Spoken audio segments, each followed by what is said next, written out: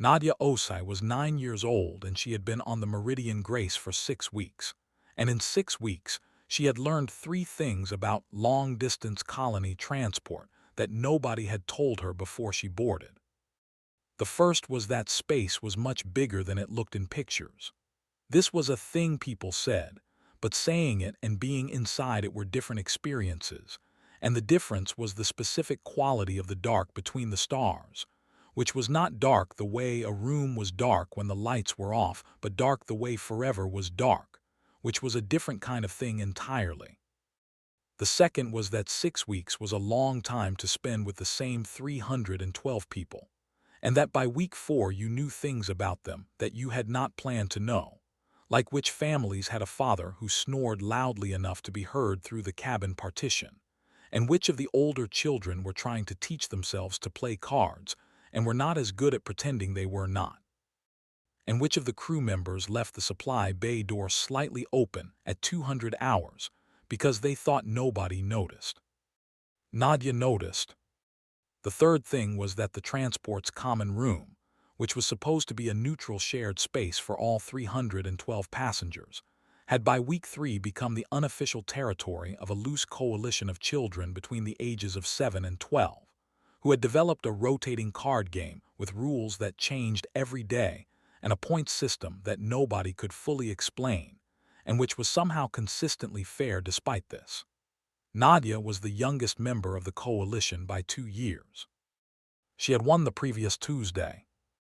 Her father was proud. He had told her not to let it show too much. She had told him she was 9, not oblivious. She knew how to manage a win.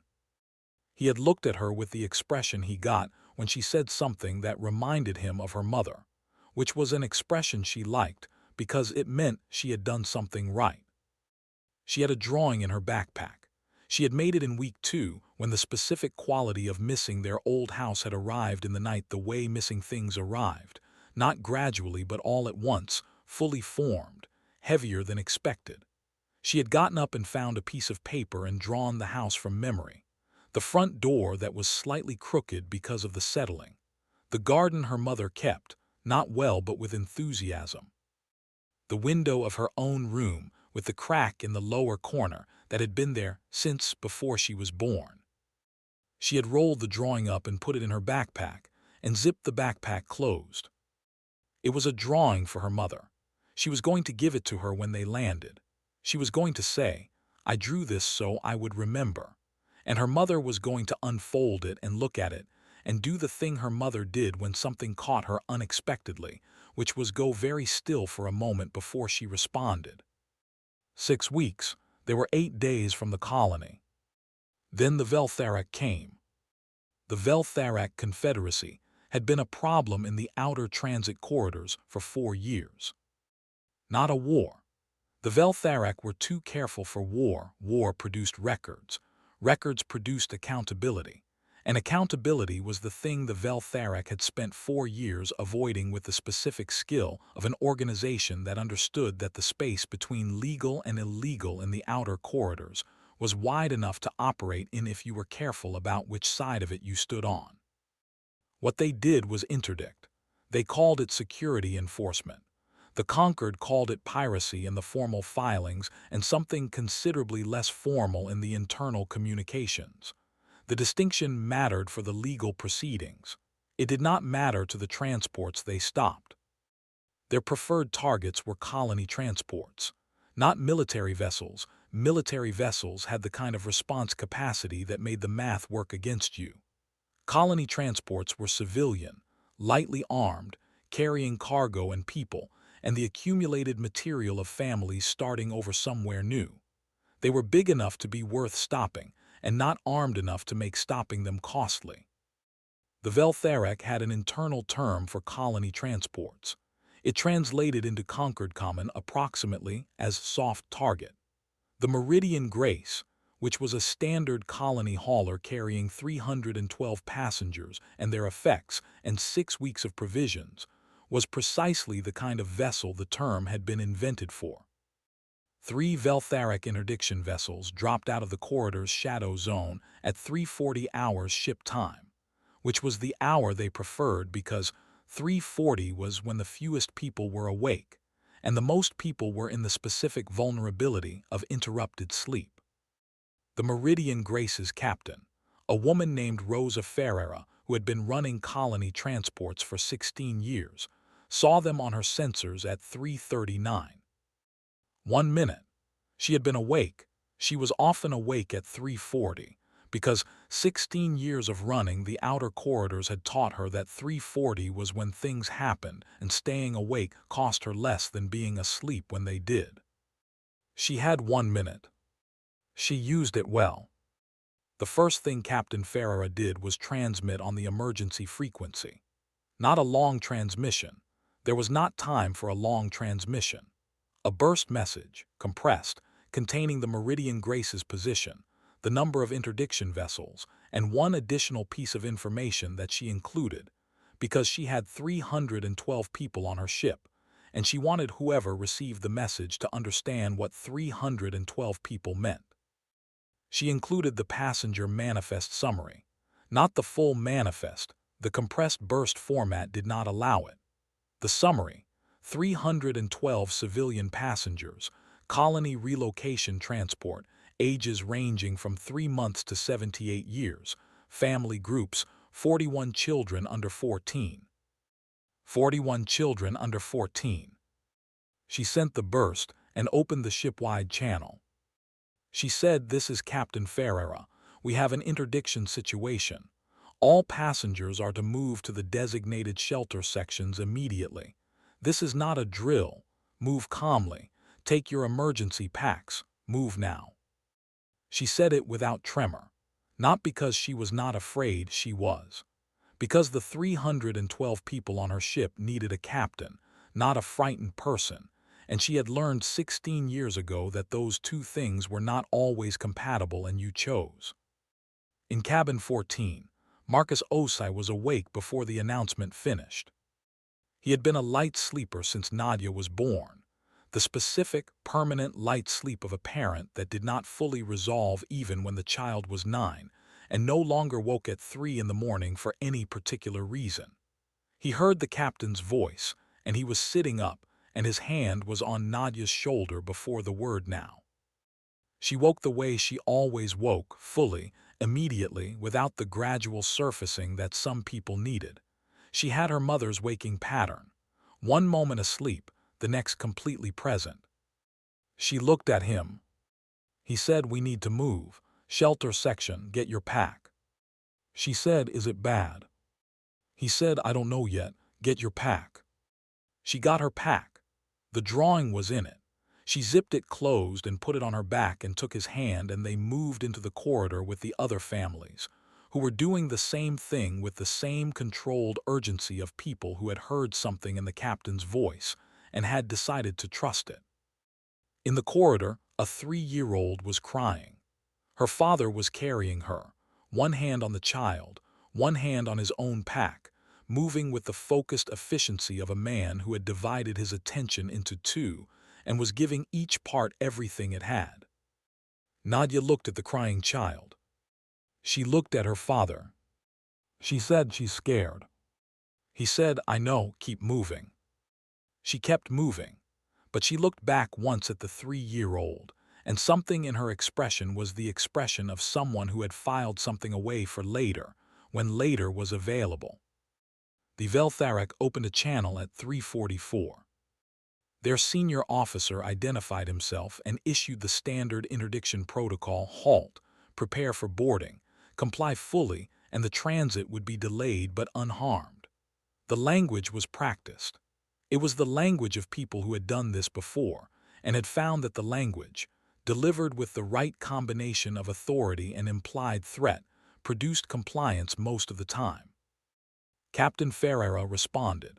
She identified the Meridian Grace as a civilian colony transport under Concord registry. She stated the number of passengers. She stated the presence of 41 children under 14. She said, "This vessel has no cargo of military or commercial value. We are a family relocation transport. I am asking you to allow us to continue our transit." The Vel-Tharak officer said, "Compliance is not optional. Prepare for boarding." Ferreira said, "I am noting for the record that this interdiction is being conducted against a civilian colony transport carrying children and families. I am transmitting this conversation on the emergency frequency. I am complying under protest and under duress." She said it because the record mattered, and she wanted the record to be complete. Then she did something that the Vel-Tharak had not anticipated. She did not halt. She reduced speed, reduced it enough that compliance looked plausible, but she did not halt, because halting put her passengers in range of boarding, and she was not ready to put her passengers in range of boarding. She needed time. She did not know how much time she needed. She knew she needed more than 0. She kept the emergency frequency open. She kept transmitting. Position, status, passenger C. Out the Vel-Tharak's communications. Everything continuously into whatever was listening. Commander Adaeze Nwosu of the ISS Kestrel received the Meridian Grace's burst message at 3:41 and the continuous transmission feed beginning at 3:45. She had been awake. She was often awake at this hour, not by habit but by the specific quality of command that made sleep a thing you achieved in intervals rather than continuously. She read the burst message. She listened to the beginning of the feed. Colony transport, 3 Vel-Tharak interdiction vessels, 41 children under 14. She looked at her position relative to the Meridian Grace's coordinates. She looked at her drive status. She opened the Kestrel's command channel and said 4 words to her bridge crew that were not a full situation brief, but were enough. She said, "Full burn, I'll explain." She explained in the 11 minutes it took for the Kestrel's drives to reach full output and begin the intercept course. She explained to her crew of 41, who listened with the attention of people who understood what full burn at 3:45 meant and wanted to know why before they committed to the why. She told them about the Meridian Grace. She told them about the 3 Vel-Tharak vessels. She told them about 41 children. She said, "We are the closest asset. The Concord's nearest patrol response is 40 minutes behind us. We will arrive in approximately 22 minutes at current burn rate. That is 22 minutes during which Captain Ferreira is managing 3 interdiction vessels on her own with 312 passengers." She said, "I am not going to tell you what to expect when we arrive because I do not know. I know we are going. I know we are going fast. I know that 22 minutes from now there is a transport full of families who need someone to show up." She paused. She said, "We are going to be that someone." Nobody spoke. The Kestrel burned. In the shelter section of the Meridian Grace, 312 people waited. The shelter section was not a comfortable space. It was designed for function rather than comfort, reinforced bulkheads, emergency sealing capability, life support redundancy. It smelled of recycled air and the specific collective anxiety of a large group of people in a small space who did not know what was happening outside. Marcus held Nadia's hand. She let him. She was 9, and there were situations in which being 9 was fine and hand-holding was not necessary. And there were situations in which being 9 meant that hand-holding was the correct response to the available information, and she had assessed the available information and determined this was the second kind. The 3-year-old who had been crying in the corridor had stopped. She was sitting in her father's lap now, pressed against his chest, her fist wrapped around the fabric of his jacket with the specific grip of a child who had found the safest available place and intended to stay in it. Nadia watched her.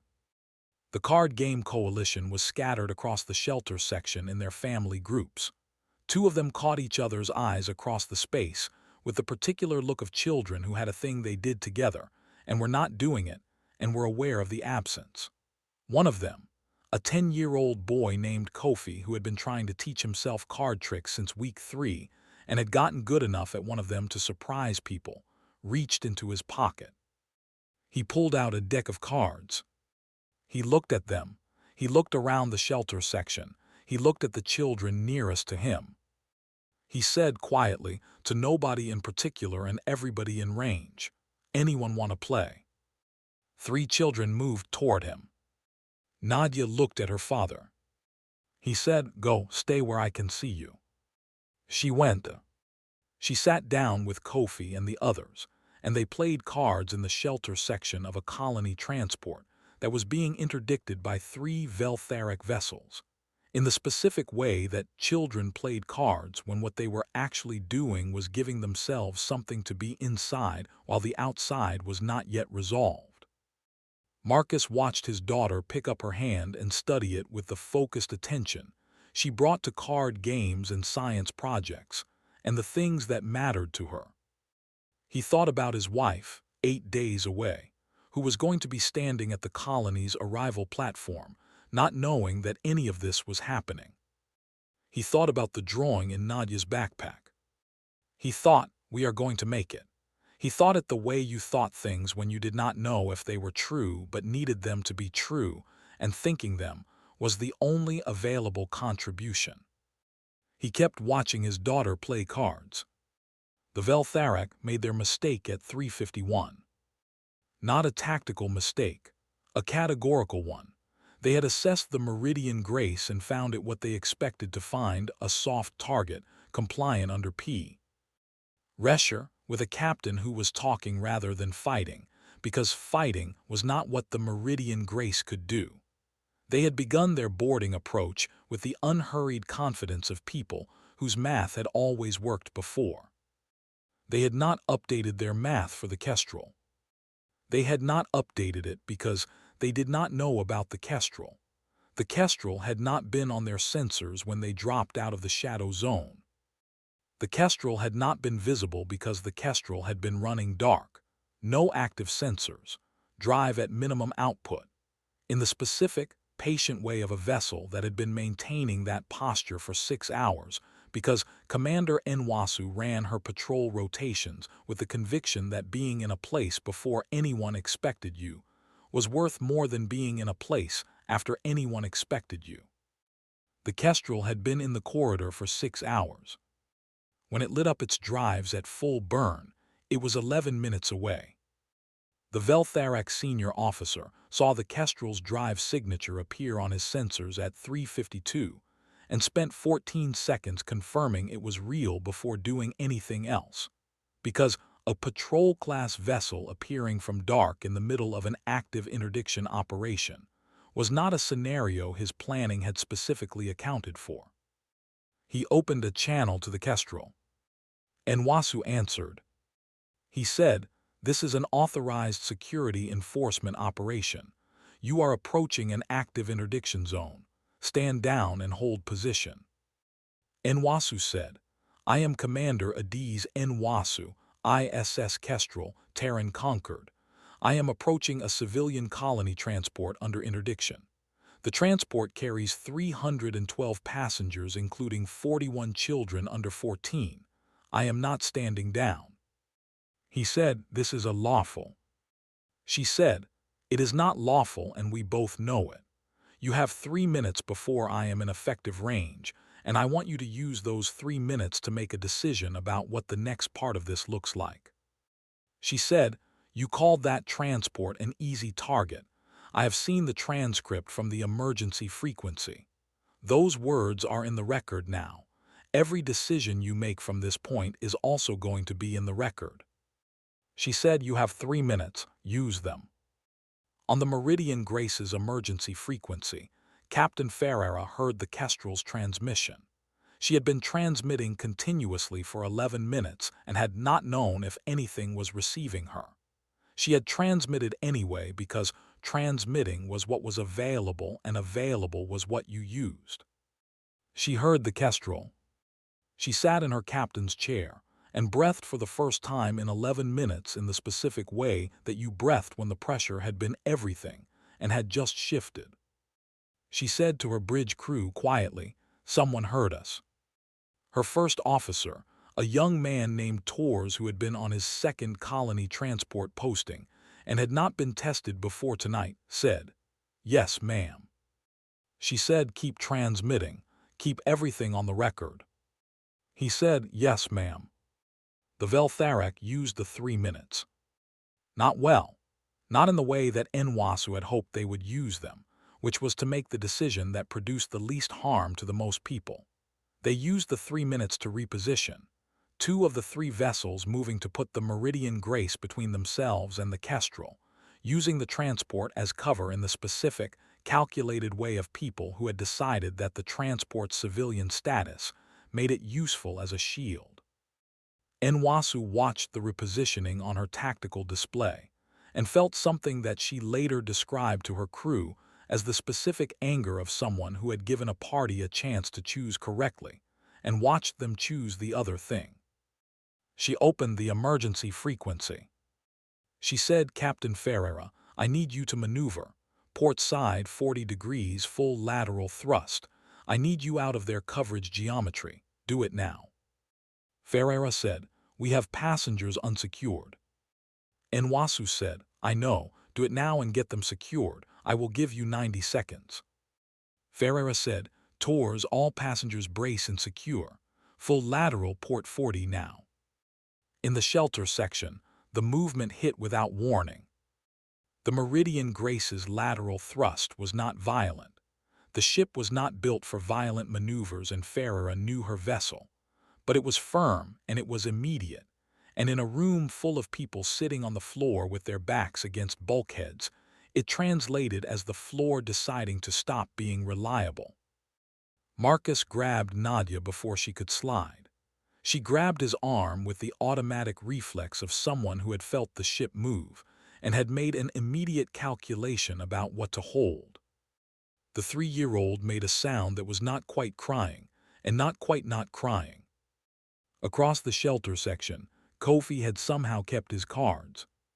He looked at them and then at the other children and said, "I think that counts as a shuffle." 3 children laughed. The specific, sudden, slightly too loud laugh of people who needed to laugh and had been handed a reason. Marcus looked at Kofi. He thought, "That boy is going to be all right. Whatever else happens, that boy is going to be all right." Nadia had not laughed. She was watching the 3-year-old. She said to her father, "Can I go sit with her? She's scared." He looked at the 3-year-old and her father across the shelter section. He said, "Stay where I can see you." She went. She sat down next to the 3-year-old and said something that Marcus could not hear. The 3-year-old looked at her. Then she reached out and took Nadia's hand with both of hers. The specific grip of a small child who had decided this was the person who was going to be safe with. Marcus watched his 9-year-old daughter hold a 3-year-old's hands in a shelter section, while a Terran patrol vessel cleared their geometry and engaged 3 Vel-Tharak interdiction vessels, and something happened in him that he did not have a name for. Something that was not pride exactly, though it was related to pride. Something closer to recognition. The recognition of a parent who has watched a child do a thing that tells them exactly who that child is. The engagement was not long. This was partly because the Kestrel was a patrol vessel, built for exactly this kind of response, armed appropriately for it, crewed by people who had trained for contested corridor operations, and were executing that training in the specific, unhurried way of people who were good at something and knew it. It was partly because the additional Concord patrol response arrived 17 minutes after the Kestrel, which was faster than the projected 40 minutes, because 2 other vessels had received the emergency frequency transmissions and had made the same calculation Nwosu had made 11 minutes earlier. And it was partly because the Vel-Tharak senior officer, watching a patrol vessel that had come from dark, and 2 additional Concord assets appearing on his sensors with the systematic inevitability of a situation that had stopped being manageable, made the calculation that experienced operators made when the math changed. He withdrew. Not gracefully. He filed a protest with the Concord monitoring channels about excessive force and violation of Vel-Tharak security enforcement procedures, which the monitoring channels received and logged and noted alongside the 41 minutes of Captain Ferreira's continuous emergency transmission, which was also in the record and was considerably more detailed. He withdrew, and the Meridian Grace, which had been called an easy target at 3:40 hours and had responded by transmitting everything, continuously, into whatever was listening, was clear. Nwosu came aboard the Meridian Grace an hour after the withdrawal to conduct the standard post-incident assessment. She brought her medical officer and 2 crew members and nothing else, because she had 41 people on the Kestrel who needed her attention, and the Meridian Grace had 312 who needed Ferreira's, and the most useful thing she could do was be brief. She met Ferreira on the bridge. They shook hands. Ferreira looked like someone who had been running on something that was not quite adrenaline for 90 minutes and was now in the specific, exhausted state of a person whose body was beginning to notice. Nwosu said, "You kept transmitting." Ferreira said, "It was what was available." Nwosu said, "It was the right call. The transmission is why I had complete situational awareness when I arrived. The transcript is going to be the primary record for the Concord's proceedings against the Vel-Tharak." Ferreira said, "They called us an easy target." Nwosu said, "Yes, that is in the transcript." Ferreira said, "It is going to matter." Nwosu said, "It already does." They stood on the bridge for a moment. Outside the forward viewport, the corridor was clear. The stars were what they always were, indifferent, enormous, beautiful in the specific way of things that did not require anything from you. Ferreira said, "The passengers, are they?" Nwosu said, "My medical officer is in the shelter section. Preliminary assessment is 2 minor injuries from the lateral maneuver, nothing serious." Ferreira let out a breath.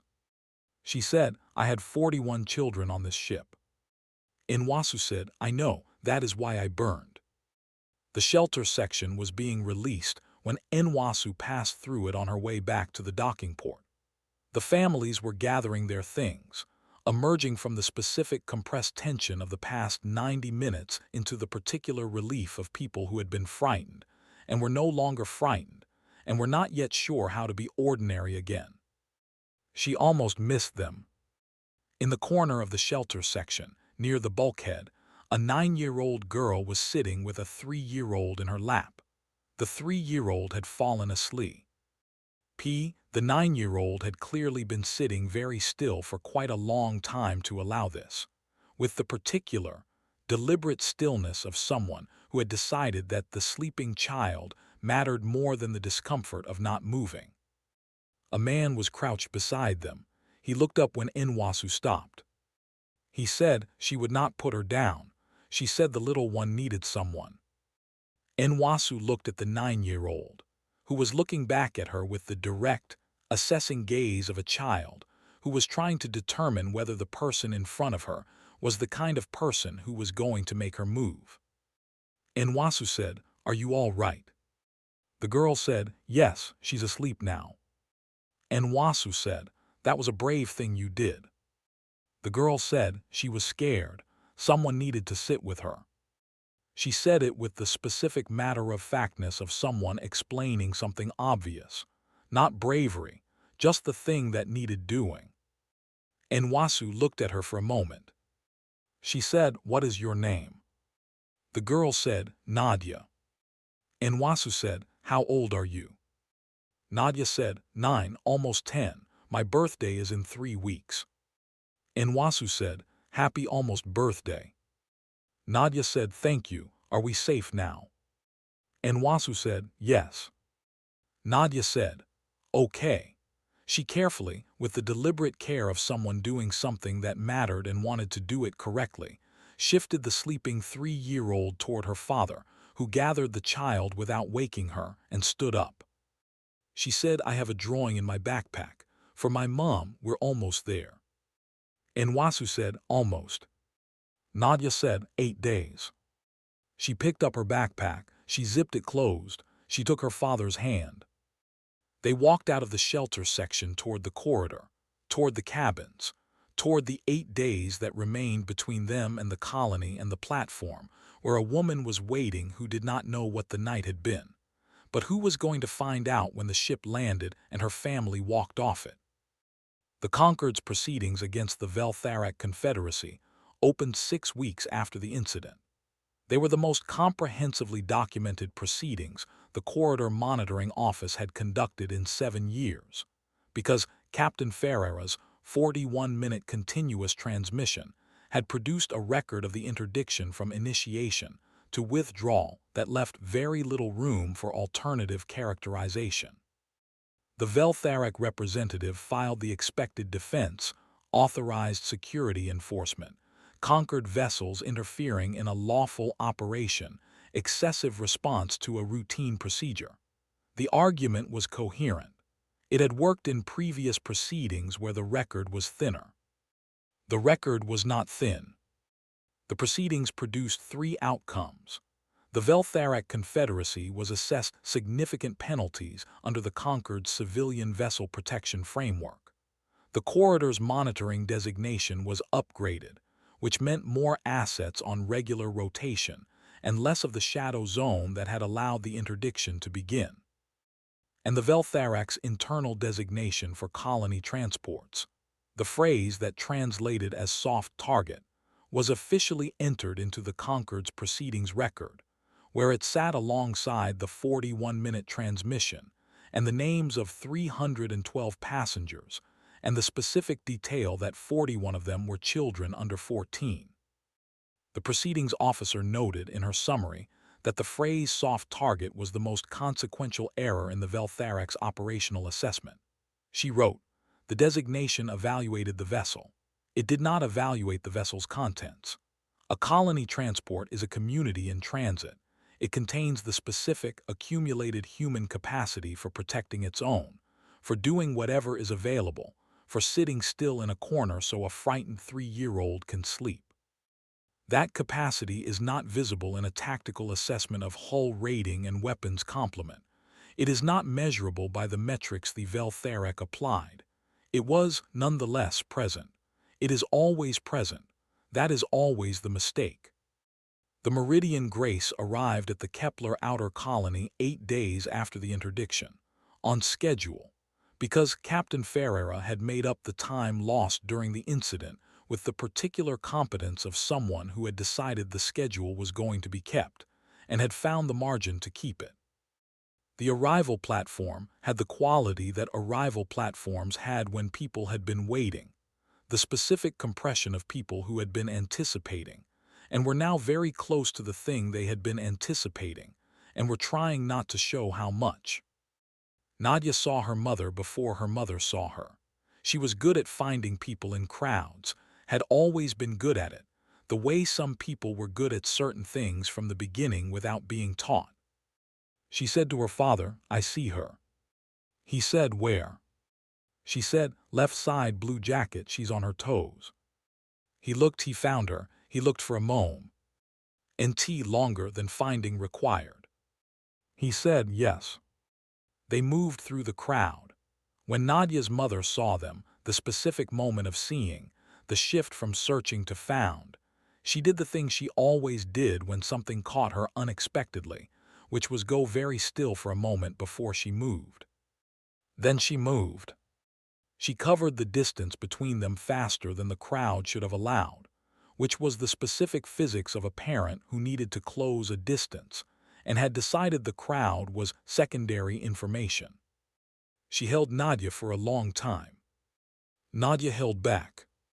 Then she said into her mother's shoulder, her voice slightly muffled by the fabric of the blue jacket, "I have something for you. I made it in week 2. She took off her backpack. She unzipped it.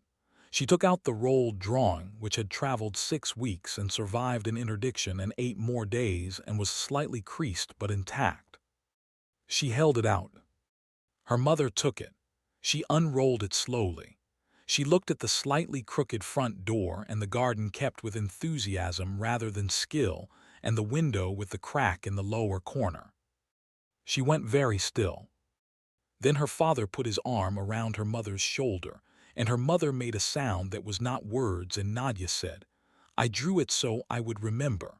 I was afraid I would forget." Her mother said, "You remembered everything." Nadia said, "I know, I looked at it a lot."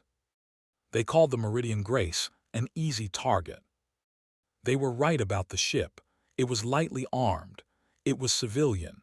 It was not built for confrontation and could not have won one. They had not accounted for what was on it. A captain who transmitted everything for 41 minutes into whatever was listening, because transmitting was what was available, and she used what was available. A 9-year-old girl who sat perfectly still in a corner, so a 3-year-old could sleep, because someone needed to sit with her. A boy named Kofi who kept his cards, and said he thought that counted as a shuffle, and made 3 frightened children laugh in a shelter section at 3:55 in the morning.